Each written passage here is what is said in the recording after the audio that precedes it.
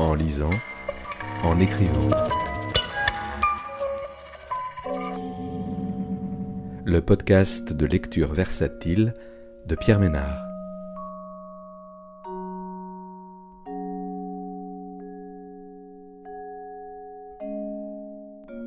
Aujourd'hui, Colline de Fanny Chiarello, publié aux éditions Cambourakis en 2025.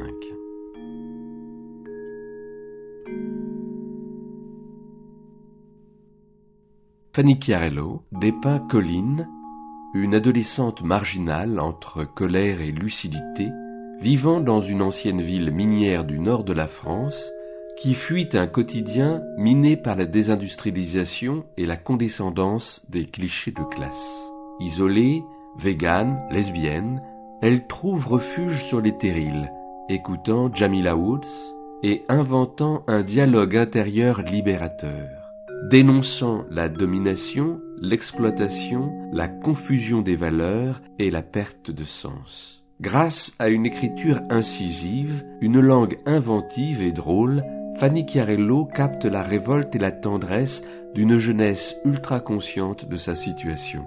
Colline invente un langage de survie, un monde parallèle pour résister, révélant la puissance vitale de l'imaginaire face au mensonge collectif. Pour commencer, je n'ai pas eu le droit d'emmener Pebble au mini-golf, parce que ma mère disait qu'on ne nous laisserait pas accéder à la base de loisirs avec un chien. Quand le ton est monté, il est devenu évident que mon oncle et ma tante se lassaient déjà de notre tandem, et j'ai cédé, mais sur la route, je n'ai pas pu m'empêcher de pleurer. J'étais dans ce stupide véhicule où mes cousins se comportaient en capitaine de paquebot, et je revoyais les yeux de Pebble quand il a compris qu'il allait rester seul entre les murs de l'appartement. Seul, enfermé, avec le bruit des voisins et aucun libre arbitre. Cette idée m'était insupportable, et pour la deuxième fois de la journée, je me suis senti coupable vis-à-vis de lui. Quelle faible fille, quel pâle imbécile ne se débat pas pour le bien de l'être qui lui est le plus cher sur cette terre. Pebble était puni dans son panier, et moi, privé d'alliés pour affronter l'épreuve d'un après-midi en famille. J'ai tourné la tête à 90 degrés pour que mes cousins ne voient pas mon visage se friper irrésistiblement. Les larmes ont fait des bouillons sous les bords de mes yeux, et quand elles ont franchi le seuil, on aurait dit une gouttière bouchée sous le déluge. Je les aspirais par les narines. J'ai cru me noyer. Les cousins l'ont vu, et ça ne les a pas fait rire, ça les a embarrassés. Je me suis aperçu qu'ils me présentaient leur nuque, et faisaient mine de se concentrer sur le paysage qui défilait derrière la vitre, en fermant leur gueule usuellement démesurée. Je pouvais me voir de l'extérieur, une petite molle inutile, une pathétique mollette, avec une ceinture de sécurité. Nos grands-parents nous attendaient sur le parking bondé de la base de loisirs. « Tu as pleuré, ma petite chérie ?» Ma grand-mère m'a considéré avec une pitié non dissimulée, puis s'est tournée vers ma mère en haussant les épaules. On est démuni quand on voit ces jeunes gens qui ont tout, mais qui sont toujours si tristes. Peut-être précisément parce qu'ils ont tout. Ils n'ont plus rien à désirer. J'ai secoué la tête, levé les yeux au ciel et les ai laissés à leur discours discount. Je ne me sentais pas concerné. Je ne suis ni blasé, ni vide, et si par moments je suis désespéré, c'est d'être entouré d'individus à la pensée plate et formatée pour qui l'accomplissement est lié à ce qu'on amasse. Ceux-là ignorent que la joie jaillit au plus près de la mélancolie, qu'elle en est même une forme exactement, comme la saveur est une douleur, car toute affection physique plus ou moins intense varie sur un spectre qui va de très pénible à exquis. Je ne sais pas pourquoi j'aime tant ma grand-mère. Elle pense que la viande est question de tradition, vit avec une télé allumée en continu et l'idérement qu'on peut acheter au supermarché, par ailleurs accorder de l'importance au lien du sang, est une valeur nocive, mais qui puis-je ? Je l'aime tellement que, quand je pense à elle, ça me fait un soupir au cœur. Moins quand on se voit, parce que tout ce qui nous divise s'embrase vite, et il m'arrive de pleurer après m'être montrée agressive. Chaque fois que ça se produit, je suis écartelé entre la volonté d'assumer une pensée forte et la peur de blesser. Est-ce une bonne chose d'aimer inconditionnellement ? de devoir adopter une posture qui ne requiert pas toute notre rigueur morale pour pouvoir continuer d'aimer ceux qui en piétinent les prémices. Au mini-golf, quand j'attendais mon tour de jouer, je griffonnais au dos de la fiche de score une liste qui s'étoffait de trou en trou. J'avais proposé de me charger des points pour me donner une contenance à distance des vantardises pour comic books. Je vais t'écraser, tu vas regretter de t'être mesuré à Hercule. Ah, qu'est-ce que ça fait de perdre face à une fille, Nabo? J'ai conservé la liste pliée dans mon carnet avec le souvenir de ma victoire. Pure beginner's luck, sans bluff, ni rugissement de rire sarcastique. Et là, juste sous le planisphère, dans ma poche intérieure, cette liste esquisse le portrait de celle que je veux aimer inconditionnellement, sans avoir à renier mes convictions. J'avais hésité à l'écrire directement dans le carnet, que je me sentais enfin prête à investir, quand je m'étais dit que ce ne serait pas assez discret. Elle ne place pas Homo sapiens au centre de tout. Elle respecte toutes les espèces animales, même celles qu'elle n'aime pas, même les rats. Elle n'oublie jamais que les arbres sont vivants, ne cueille pas les fleurs. Ni brins, ni brindilles à tortiller entre ses doigts. N'écrase pas les insectes, même pas ceux dont elle a peur. Ne dit pas que les limaces sont dégueulasses, ni que Pébel est un chat. Ne réduit rien ni personne à ses propriétés supposées, ne taille pas tout en cubes, dans le style platanes municipaux, même si les cubes ça se range bien, c'est vrai. Elle est gourmande, mais pas des autres animaux, ni de ce qui leur appartient. Elle refuse les rhétoriques, n'a pas un avis sur tout, mais quand elle en a un, c'est un point serré. Elle a une volonté inflexible, unlike me, au mini-golf sans Pebble. Elle n'est militante de rien. L'exemple de son exigence personnelle est la seule leçon silencieuse qu'elle dispense à son corps défendant, et sa rigueur n'exclut pas l'humour. Elle ne veut pas d'enfant parce que, peu importe pourquoi, mais, comme pour moi, c'est sine qua non. Mais elle veille à son empreinte écologique mieux que si elle en avait. Elle ne vit pas sur un réseau social, elle reste en retrait de la stérile effervescence. Elle n'est pas narcissique, ni superficielle, ni ambitieuse. Elle ne souhaite pas être la meilleure. Elle fait les choses à sa manière, et pas selon des règles arbitraires.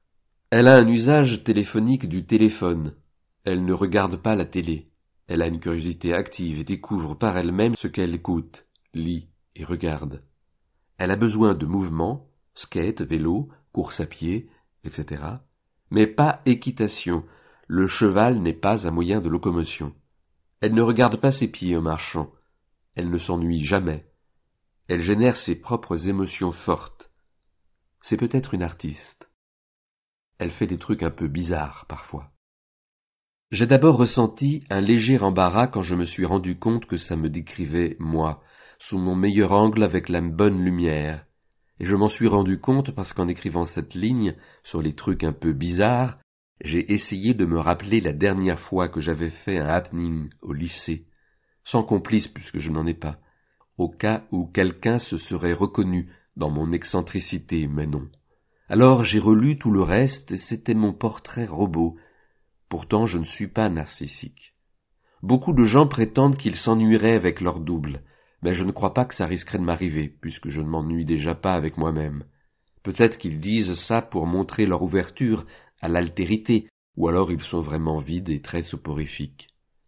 Personnellement, si j'étais confronté à un alter ego qui m'attirerait physiquement, je ne ferais pas de manière en faveur de la diversité des caractères. Les gens qui clament ne pas chercher quelqu'un qui leur ressemble ont sans doute autour d'eux de nombreux individus avec lesquels s'entendre sur des fondamentaux, tandis que j'en ai zéro. Et s'il a envie d'en rencontrer un, au féminin et narcissique, ok, je suis narcissique. Après tout, ce n'est qu'une étiquette parmi d'autres. Et qui n'en est pas plus couvert qu'un article en dernière démarque?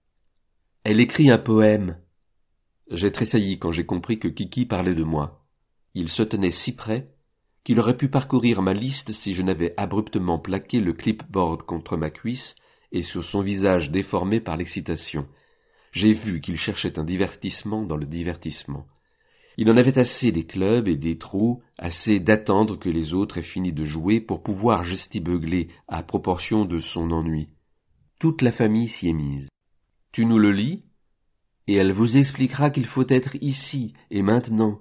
Allez, montre, mon enfant, ma sœur, songe à la douceur. C'est quoi ensuite? D'aller vivre ensemble au pays du sourire? Rappelle-toi, je me suis dit, ce n'est pas la teneur des propos qui blesse ou agresse, mais l'intention, non pas le venin, mais son envie. Dans Sale Gwyn, ce n'est pas Gwyn qui offense. Dans Elle écrit un poème, être prise en flagrant n'effarouche pas, mais on frémit qu'écrire un poème soit pointé comme un délit. Puis je me suis rendu compte que si je me mettais à courir, personne ne me poursuivrait. Je regardais béer les bouches, trémuler les glottes, et l'ignorance triomphante qui ébranlait ses langues, la pensée de sa profondeur latente, m'a enfin fait détaler.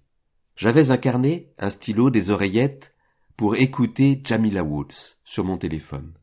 Ma grand-mère était dans le vrai quand elle disait que j'avais tout. Quant à Kiki, sa volonté de nuire avait inopinément donné à ma liste une dimension inattendue et fascinante. Elle avait ouvert une porte que je n'avais même pas entrevue.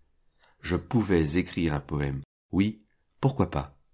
J'ai détaché la feuille de score de la planchette en carton et l'ai pliée tranquillement. Je n'entendais plus les vociférations qui continuaient de fuser.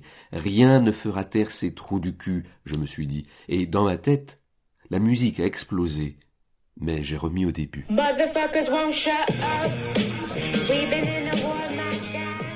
Je ne me sentais plus si seul quand j'ai lâché le clipboard. J'ai couru. Les exclamations derrière moi ont redoublé. Je n'en ai distingué que d'insignifiantes bribes. Quelques derniers mots ont atteint mes tympans. Va, te préviens. Le score. Trop de ponctuation. Et cette foutue ponctuation me rattrape ici. Points d'interrogation et d'exclamation alignés le long du vide qu'ils ont pour vocation de tromper, comme tous les cris de Nunu et Cucu filent dans les aigus à mesure que l'ennui leur cuit les circuits. J'y vois quasiment une loi physique. Plus c'est nul, plus ça hurle. Il n'est qu'à entendre les musaques lâchées dans l'espace public qu'elles sortent d'une caisse customisée, d'une soirée ou d'un barbecue, et on s'aperçoit que le volume sonore est toujours proportionnel à l'indigence du son. Et de la même façon, moins une phrase a de pertinence et d'intérêt, plus on lui assigne de points d'exclamation qui glapissent sans raison. Colline, ce que vous faites est très dangereux. Vous la voyez encore, vous? Tu penses pouvoir remonter? Tu n'es pas blessé? On ne la voit plus du tout. Un jour, je suis entré dans une librairie sur un coup de tête après une exclamation de trop. J'ai acheté L'art de la ponctuation. Et le soir, je l'ai lu d'une traite dans mon petit lit de jeune fille, comme un gentil Mussolini. Ensuite de quoi, j'ai décidé de ne pas faire ce qui est préconisé, de ne pas m'insurger contre l'abus en invoquant le bon usage, parce que le bon usage n'est pas plus mon ami que l'émo-ponctuation. J'ai décidé de créer mon propre système, et je n'ai jamais cédé à la pression du corps enseignant. Appelons ça de la désobéissance mesurée. Seule Madame Q ne m'a plus jamais retiré de points pour ce que ses collègues ont continué d'appeler ma ponctuation calamiteuse. C'est elle, ça? Bah non, t'es con ou quoi? C'est un buisson. J'ai réussi à me glisser à travers un fourré abrasif, et il me semble que je vais pouvoir descendre quelques mètres sans autre complication qu'éboulis et ronces, avant de parvenir à la masse sombre suivante. Je m'applique à progresser sans trop solliciter les zones de mon corps déjà douloureuses, et ne prête plus guère attention aux interjections qui crépitent en amont. Aussi, je sursaute violemment quand une petite masse très vive me bondit dessus. Vous avez entendu? C'était sa voix. Je serre Pebble contre moi et pleure intensément, mais brièvement et sans un son, quoique la bouche grande ouverte. Puis je ris de l'accueillir en sauveur, alors même qu'il n'a pas tout à fait l'acabit d'un Saint-Bernard. Mais avec lui auprès de moi, je suis tiré d'affaire. Tel est le pouvoir de l'amour.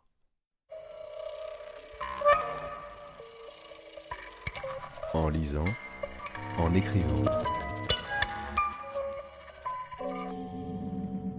Le podcast de lecture versatile de Pierre Ménard.